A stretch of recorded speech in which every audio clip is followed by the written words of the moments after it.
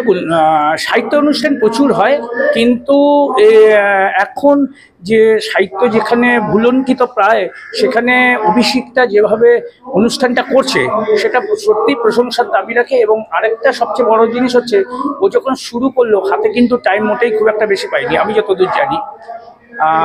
তার মধ্যে এতগুলো বই ও নিজে প্রকাশ করলো, সেটা হচ্ছে সবচেয়ে বড় বিষয়। আরেকটা হচ্ছে এদের মধ্যে যে আন্তরিকতাটা আছে, এই আন্তরিকতাটা আমাকে কিন্তু ভীষণভাবে উদ্বুদ্ধ করেছে। কারণ ব্যস্ততম সময়ের মধ্যে আমি হয়তো আসতে পারতাম না, কিন্তু আমাকে 3-4 বার করে বারবার ডাকা যে দাদা আসতেই হবে আসতে হবে, এবং আমি আজকে ভুলেও গেছিলাম, আমাকে আবার মনে করিয়ে দেওয়া যে দাদা আজকে কিন্তু প্রোগ্রাম। এই যে আন্তরিকতাটা, এগুলো তো হারিয়ে যাচ্ছে।